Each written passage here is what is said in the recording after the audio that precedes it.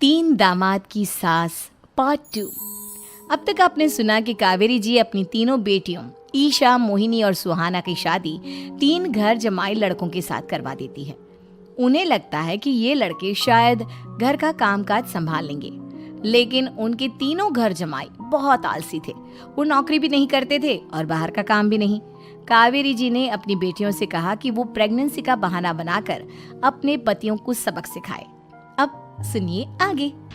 Mummy, आपने जैसा कहा था हमने वैसा ही किया, लेकिन देखिए ना, विवेक का हाल तो वैसा का वैसा ही है। घर में ना सुबह का नाश्ता बनता है और ना खाना।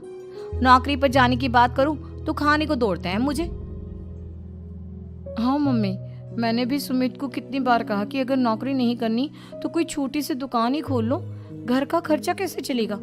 देखो दोपहर के 12 बजने आए और जनाब अभी तक सो रहे हैं। हाँ मम्मी, ईशा और सुहाना ठीक कहती हैं।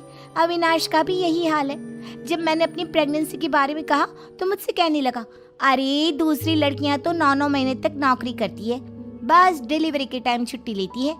मोहिनी, तुम भी नौकरी करो। अब मुझे कहाँ नौकरी मिलेगी? मम्मी बताओ अब मैं क्या करूं? हे भगवान, क्या सोचकर घर जमाई दामाद लाई थी मैं कि मेरी बेटियां मेरे पास रहेंगी और खुश रहेंगी, लेकिन इन आलसी दामादों ने तो हमारी जिंदगी को भी प्रॉब्लम में डाल दिया है। मैं तो कहती हूँ मम्मी, हम लोग वापस अपनी जॉब पर जाना शुरू कर देते हैं। बता देते हैं इन लोगों को कि हमने प्रेगनेंसी का बहाना किया है।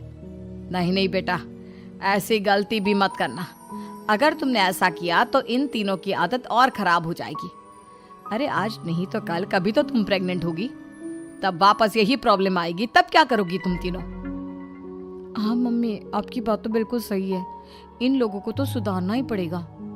लेकिन कैसे? अपने बच्चों के आने की खबर सुनकर भी इन लोगों पर कोई असर नहीं हो रहा।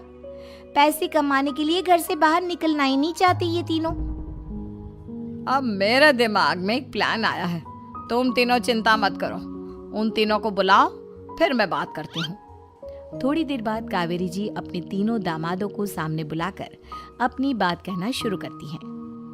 अविनाश, सुमित और विवेक, देखो बेटा, मैं ना तुम तीनों से बड़ा प्यार करती हूँ, इसीलिए तो तुम्हें घर जमाई बना कर रखा है मैंने। अरे मम्मी जी, सीधे सीधे कहिए ना, क्या बात है? प्यार तो हम भी आपको बहुत करते हैं। अरे मम्मी जी, आपकी इज्जत भी बहुत करते हैं। अरे भाई, आपके जैसी सास और कमाने वाली बीवी सबको मिलती है क्या? हाँ मम्मी, विवेक और सुमित ठीक कह रहे हैं। आपकी बेटी से शादी करके मेरी तो जिंदगी ही अच्छी हो गई है।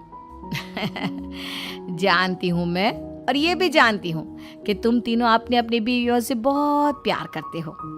बेटा, बात ऐसी है कि हमारे कुल गुरु ने कहा है कि प्रेग्नेंट होने के बाद मेरी तीनों बेटियां शुरू के 4 महीने हमारे गांव में जाकर रहेगी, जहां मेरे चाचा जी रहते हैं।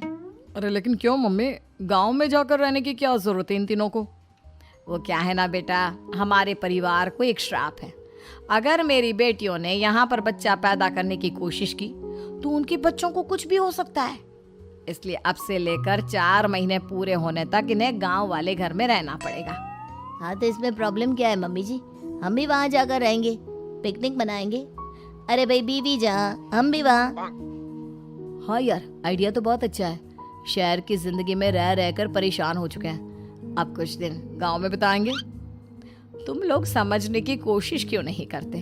तुम में से कोई भी वहां नहीं जा सकता, और मैं यहाँ रहूंगी ना तुम तीनों के साथ। 4 महीने की तो बात है, उसके बाद ये तीनों ही लौट कर आ जाएंगी। ठीक है मम्मी जी, अब हमारे बच्चों का सवाल है तो ये तो करना ही पड़ेगा। कावेरी अपनी तीनों बेटियों को कुछ दिन के लिए घर से बाहर कहीं दूसरे शहर में रहने के लिए भेज देती है। कुछ दिनों के बाद, अरे मम्मी जी, बहुत दिन से पिज्जा नहीं खाया, मंगवाइए ना। क्या बताऊं बेटा, पहले तो बेटियां खर्चा दे देती थी क्योंकि उनकी नौकरी थी, लेकिन अब तो मेरे पास पैसे ही नहीं बचे। थोड़े बहुत पैसे हैं जो बच्चों की डिलीवरी में काम आएंगे। लेकिन मम्मी जी, आपकी बेटियों को वापस आने में तो अभी बहुत वक्त बाकी है। वही सोच सोच कर परेशान हो रही हूँ। सोच रही हूँ कल से दूध भी बंद करवा देती हूँ। अब दूध वाले को देने के लिए पैसे भी तो नहीं है ना। अरे नहीं नहीं मम्मी जी, अगर दूध भी बंद करवा दोगी तो मुझे चाय कहाँ से मिलेगी? और चाय के बिना मैं तो मर ही जाऊंगा।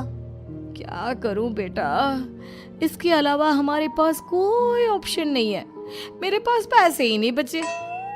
इस तरह कावेरी जी धीरे धीरे अपने तीनों दामादों को पैसे देना बंद कर देती हैं और घर में खाने पीने की चीजें लाना भी बंद कर देती है। अब वो तीनों बुरी तरह से परेशान होने लगे थे और इसलिए एक दिन तीनों प्लान करके घर से बाहर निकलते हैं और बाजार में जाने के बाद, यार अच्छा खाना खाए हुए कितने दिन हो गए, पता नहीं कब अच्छा खाना मिलेगा। हमारी बीवियों के जाने के बाद तो हमारी हालत भिखारियों जैसी हो गई है यार। कुछ भी हो, मुझे तो आज पिज्जा खाना ही खाना है। जेब में 1 रुपया नहीं और पिज्जा खाएगा, कहाँ से आएंगे पैसे? अरे देख वहाँ सामने बोर्ड पर क्या लिखा हुआ है, कंप्यूटर पर काम करने के लिए एक आदमी की आवश्यकता है। भाई मैं तो जा रहा हूँ, काम करूँगा और शाम तक पैसे लाकर आराम से पिज्जा खाऊंगा। जा जा, तुझे कोई काम नहीं देने वाला, हम तो घर जा रहे हैं। चल भाई सुमित। सुमित और अविनाश वहां से चले जाते हैं और विवेक उस कंप्यूटर शॉप पर सारा दिन काम करके 5,000 रुपए कमा कर घर लौट कर आता है और अपने खाने के लिए अच्छी अच्छी चीजें भी लेकर आता है। ये देखकर विवेक और सुमित के दिल में भी कुछ पैसे कमाने की इच्छा जागती है। अरे सुबह सुबह कहाँ चल दिए तुम?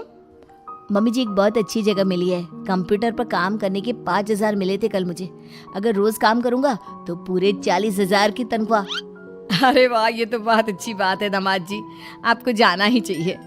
सुमित और अविनाश विवेक को इस तरह तरक्की करते देखकर परेशान हो जाते हैं और वो दोनों भी काम की तलाश में निकल पड़ते हैं। धीरे धीरे उन दोनों को भी काम मिल जाता है। अब कावेरी के तीनों दामाद छोटी मोटी नौकरी करके अच्छा पैसा कमाने लगे थे। एक दिन कावेरी उन्हें अपने पास बुलाती है।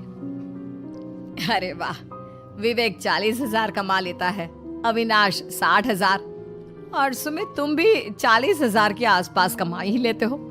कुल मिलाकर तुम अच्छे खासे पैसे कमा रहे हो बेटा। हाँ मम्मी जी, बहुत मजा आता है जब महीने के एंड में मोटी रकम हाथ में आती है। पूछिए मत मम्मी जी, घर में रहकर रोटी बना बना कर और तो जैसा महसूस होने लगा था मुझे तो। हाँ बेटा, तुम तीनों की बात तो बिल्कुल ठीक है और जानते हो अब तुम तीनों की पत्नियां भी वापस लौट कर आने वाली है। लेकिन मम्मी जी अभी तो उन्हें गए सिर्फ 2 महीने हुए हैं, आपने तो कहा था वो 4 महीने के बाद लौट कर आएंगी।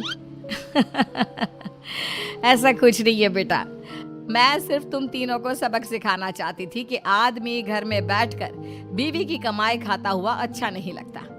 इस दुनिया में हर इंसान को मेहनत करनी चाहिए, काम करना चाहिए, चाहे वो औरत हो या आदमी, ताकि अपने परिवार को संभाल सके। कावेरी की बात सुनकर उन तीनों को अपनी गलती का एहसास होता है और कावेरी उन्हें सच बता देती है कि ईशा, सुहाना और मोहिनी शहर में ही कहीं दूसरी जगह रह रहे थे। शाम के वक्त उन तीनों की पत्नियां लौट कर आ जाती है और कावेरी जी का परिवार एक खुशहाल परिवार की तरह रहने लगता है।